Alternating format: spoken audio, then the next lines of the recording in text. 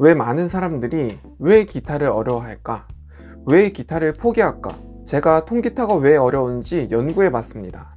그렇게 4가지의 이유를 알게 되었습니다. 기타가 어려운 첫 번째 이유, 악보를 못 찾는다. 인터넷에 악보가 정말 여러 가지가 돌아다닙니다. 타브 악보, 가사 위에 코드 악보, 또 오선 악보, 그리고 코드들도 악보마다 다 제각각입니다. 어떤 악보는 A 코드곡, 어떤 악보는 C 코드곡, 같은 곡인데도 말입니다. 이런 식이니 악보 찾기를 포기하고 유튜버들이 올린 기타 커버 영상 댓글에 악보를 달라고 댓글을 달고 있습니다. 그나마 댓글로 악보를 달라고 하시는 분들은 다행입니다. 기타에 대한 열정이 남아 있으니까요. 많은 분들이 악보를 찾는 단계에서 탈락하고 기타를 방 한켠에 그냥 두기 시작합니다. 기타가 어려운 이유 두 번째, 기타 코드를 모르거나 잡기 어려움. 악보를 어찌어찌 찾은 분들이 두 번째로 겪는 어려움입니다. 악보를 찾았는데 악보에 나온 코드를 어떻게 잡아야 하는지를 모릅니다. 그러다 어찌어찌 코드표를 찾아서 코드를 잡아보려고 하는데 바렛 코드가 등장해 버리죠.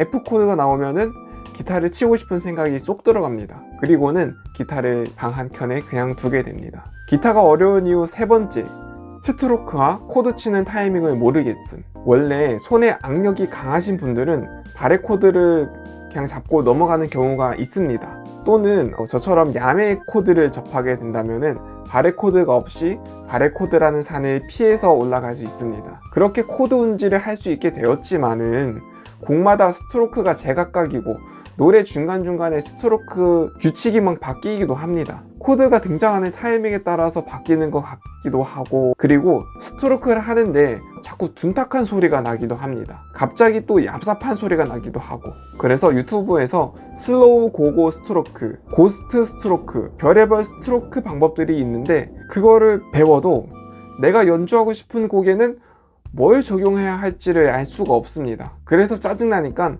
기타를 방 한켠에 그냥 두게 됩니다. 기타가 어려운 이유 네 번째, 노래가 너무 높아서 부르지를 못함.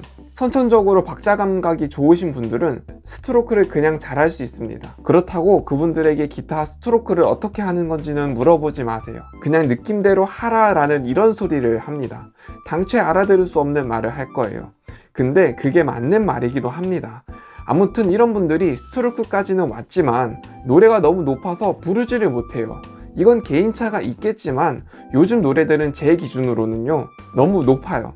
노래가 너무 높다 보니까 부를 때마다 소리를 지르게 되고 사람들이 들을 때 노래를 못하는 사람처럼 보이기 십상입니다. 그리고 기타만 쳐도 바쁜데 노래까지 높아서 어렵다면은 뭐 하나도 제대로 되긴 쉽지 않습니다. 그리고 나중에 노래 키를 좀 낮췄으면 좋겠다 라는 생각이 듭니다. 그런데 노래방이면은 버튼 하나로 해결할 수 있겠지만 아날로그인 악보와 통기타를 가지고 어떻게 키를 내릴까요?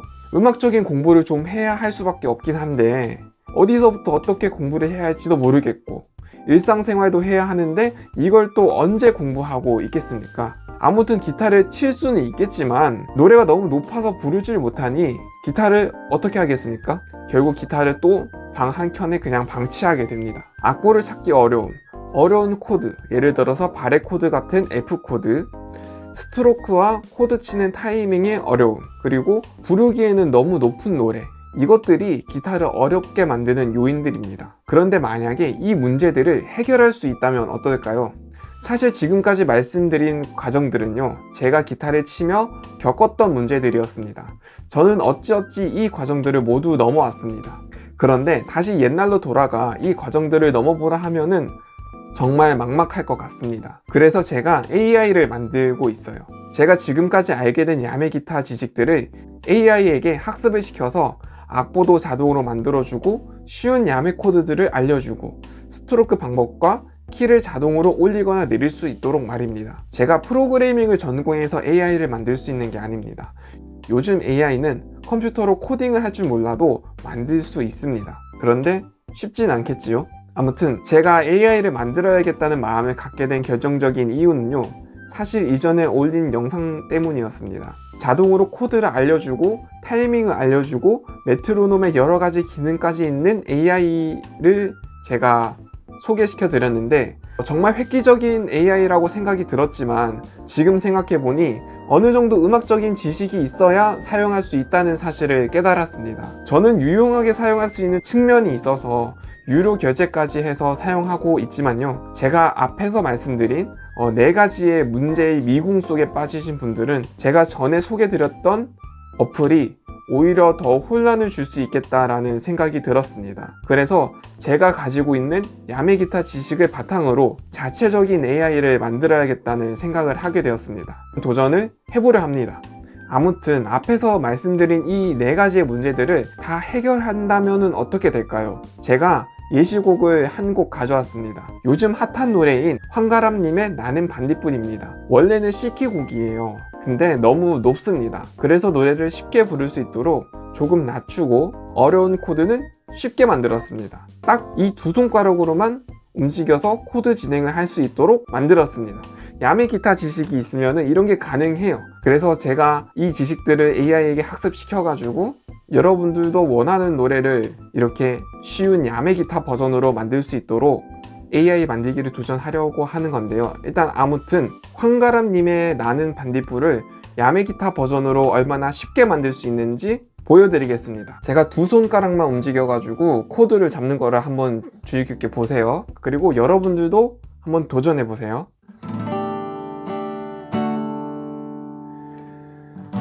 나는 내가 빛나는 별인 줄 알았어요. 한 번도 의심한 적 없었죠. 몰랐어요. 난 내가 벌레라는 것을. 그래도 괜찮아. 난 눈부시니까.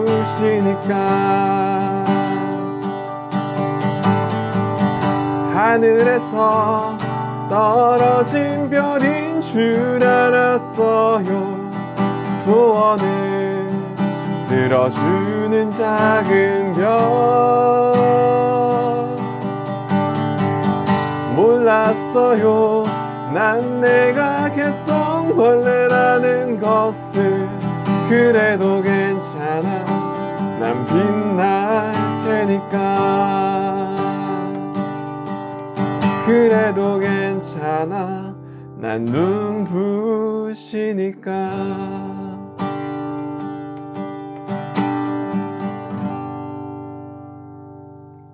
보셨나요?